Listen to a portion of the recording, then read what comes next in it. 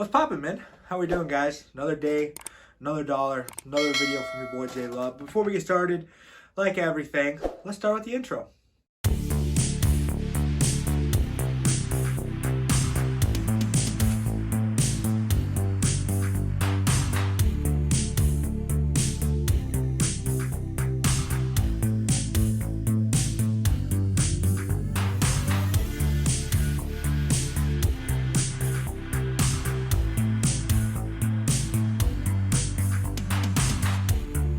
Okay, guys, welcome back. I hope you like the intro. I spent a lot of time on it. Anyways, today I want to talk about some stuff that's been going on this past week. We've had a good week, let's say financially, gross-wise. We've been doing pretty well. You know, we've had some longer hauls that have been paying us pretty well. But it was funny because finishing last week, I had both of our drivers, both Jared and Luis. Jared was up in Tacoma, Washington, and then Luis was in Portland, Oregon. So they were like literally a couple hours from each other, which was kind of funny, all things considered. So Luis ended up getting that load over the weekend. He picked up on Saturday in Fontana, California, went up to Portland, Oregon. I think had 3 drops on it, but was paying a little bit over $2 a mile. So it worked out really well for us. It was just about 7,000 pounds, you know, didn't put us overweight anywhere. It was a great load. He was able to do all his drops off on a Monday, but he didn't have many hours left. So we went ahead and had him just do a restart right there and gave us some time to find him a good load out. Now, in this video, though, I want to talk about kind of some things that went along with the brokers and kind of some miscommunication that we had and just a lot of different things. And this is going to happen a lot. And it doesn't happen too much, I guess, but when it does happen, it can really put a wrench in the game plan, right? So first off, right, we had Jared. Jared ended up dropping off on Monday. On Tuesday, we weren't able to find him a good enough load that we thought was good enough for him to leave, you know, because being in Washington and stuff, we want him to have a longer haul. To get us back, you know, towards the Midwest or to Texas, you know, maybe even like Salt Lake, depending, right? Or I mean, not Wyoming, but that way, you know what I'm saying? We end up actually going to Wyoming, so we'll talk about that. But I had Dallas helping me book loads, right? And with Jared, we found a load going from basically, it was like an hour from him, wasn't too far, and I was going to Sheridan, Wyoming. I actually had a guy call me about the same load. He's like, would you like to go to Wyoming? I'm like, really just depends on how much you're paying on it, man. Like, we knew that would give us a couple days and give us enough time to be able to find another load and to be able to move from there, right? So when I was on the phone, though, Dallas called me and he's like, hey, I got this. He like texted me and said, hey, I got this load for Jared, but I need all the information, right? So I'm put on a hold with this guy, but so I hang up the phone, and it turns out it's actually the exact same load. And so I'm talking to Dallas. I'm like, well, what's the commodity? What's being shipped? He's like, it's piping. And I'm like, is it pretty tall? You know, because I always ask that question, especially with you have like a newer driver. You know, I don't want him to have these super tall, you know, these super tall pipings that don't weigh that much. You know, he's going through like the Windy City. You know, it's pretty easy to get blown over. So Dallas said no. I asked the broker if it was tall. The broker said no. I'm like, okay, awesome, man. Let's go ahead and book it. I was paying $2,000 on 1,000 miles. And it was going to Sheridan, Wyoming. It'd give us a couple days. I know that's not the best spot to be, but it'd give us a couple days to be able to book a load, get him out of there, even to like Salt Lake or somewhere else to where we could have a better area. But it was a good enough load for us to say, let's pull the trigger, you know, let's make this money, right? So he gets the load or whatever. It takes him a while to get loaded. And I asked him, I'm like, hey, send me a picture of it, right?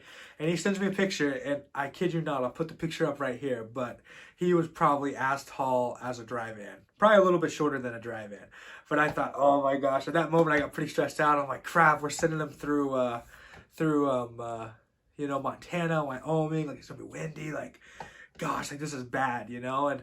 And the broker said that it wasn't going to be that tall, you know, and we went off of that with Jared, with some miscommunication we had with Jared. Like, I mean, he just ended up getting loaded, like he did what he was supposed to do, and, you know, but he's almost about to drop off. There haven't been any problems there, but it was just kind of a funny thing that's happened.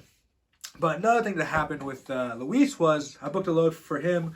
It's supposed to be 2 pallets. Each pallet is supposed to weigh 500 pounds going from Renton, Washington, all the way down to Houston, Texas. So it's going to be about 2,200 miles. These 2 pallets alone, we're paying, we agreed on $3,600 on 2,200 miles. So we're saying about $1.65, $1.70 a mile just on these 2 pallets. And so my guy gets there, and he's talking to the guys that are loading them, and they're like, no, it's actually 8 pallets, right? So Luis calls me, he's like, hey, it's 8 pallets, not 2. So I thought, okay, it's 8 pallets, 500 pounds a piece, you're talking about 4,000 pounds, right? So I call the broker, and I'm like, hey man, it's 8 pallets, not 2 pallets. Is this correct? Are we picking up the right stuff? And he's like, let me check. So he ends up checking on it. He's like, yeah, man, it's actually going to be 8 pallets. And I say, okay, no worries, bro. They're 500 pounds a piece. And he's like, yeah, something about 4,000 pounds. I'm like, okay, will you give us a little bit more money, obviously, because we're not talking about, the 2 pallets anymore. And he's like, yeah. So we worked out a price there and everything was good. And so we got loaded with the 8 pallets. And first off, before anything, when I was doing the rate confirmation, he sent me over a rate confirmation and it said flatbed, 53 feet, and it said weight, 20,000 pounds. And I called him instantly and said, hey man, just making sure we're all on the same page. We're 40-foot Hotshot. You told me 2 pallets, 500 pounds a piece. He's like, no, yeah, there's going to be 2 pallets, 500 pounds a piece. But it ended up being the 8 pallets, right? So we get loaded and Luis is like, dude, it feels pretty heavy. And I'm like, yeah, man, go scale, let's make sure that everything's good, make sure our axles are good, no problems at all. So he has to drive a little bit to get to the scale, and he gets to the scale there, and it turns out that we're actually 1,000 pounds over our max. I'll put up the scale ticket right here, but those 8 pallets ended up being 11,000 pounds, not 4,000 pounds. So I ended up calling the broker again. Well, he was actually out of the office for the day, so I sent him an email, but he ended up contacting me, and I said, hey, man, we're actually 1,000 pounds overweight. Like, those did not weigh 4,000 pounds. It's more like 11,000 pounds. And he calls me. He's like, hey, can you send me your scale ticket? I want to kind of try to see, because they were loading a lot of trucks out of there, and they were all told that it was going to be 500 pounds a pop, so they were loading, all these trucks with these pallets, right? And so last night we didn't really work anything out. He's like, hey, I got some more leaving the next day. Let's see what we can work out, right? So I sent Luis back to the Lowe's. He couldn't get unloaded because they had left for the day, so he had to spend the night there. But in the morning when I first woke up, the guy gave me a call. He's like, hey, I actually have literally 2 pallets, not 8, going from this Washington location to Texas. Do you guys want them for the same price? And I said, yeah, we can definitely do it. So we booked that load, and we got that going. But yeah, guys, this goes to show that these brokers don't really know a lot of times what you're hauling. It's important that you definitely ask specific questions and get specific answers. And then some of the times after that, you're still going to get, wrecked by these brokers. But yeah, guys, if you ever feel heavy or if you're struggling, and this is a problem that we have with non-CDL Hotshot or setups rated for 26,000 pounds or less. When you're meddling with this smaller amounts of weight, you can definitely be off a good amount. And sometimes brokers don't think it's that big of a deal because they work a lot with flatbeds that can haul a lot of weight. But for us as non-CDL Hotshot setups, we're just setups rated for 26,000 pounds. That little weight can make a big difference. So yeah, I want to make this video for you guys, kind of let you know how everything's going. Everything's good now. Jared's about to drop off. And then Luis is getting loaded right now. He's going to head down to Texas. So, I mean, they're both good loads for us. They're going to be paying pretty well. And we're happy about them. But, this stuff does happen, and you got to be on top of it.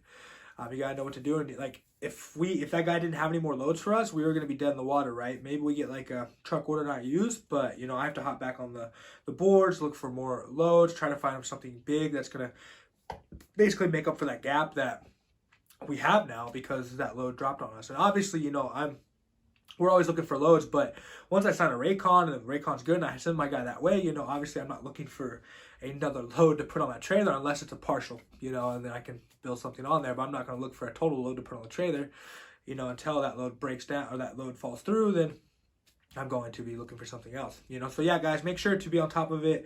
Make sure to ask good questions to your brokers. Make sure you guys are on the same page. And if you're not on the same page, just make sure it's not your fault. Make sure you ask the right questions. So love you guys so much. Thank you guys for watching the video, and I hope you guys have a great day. Guys, thank you so much for watching this video. Before you go, I want to give a big shout out to everybody who follows me, supports me on Patreon. If you guys don't know, I do have a Patreon channel. You can go check it out. Basically what it is, if you sign up for my Patreon, you get my phone number.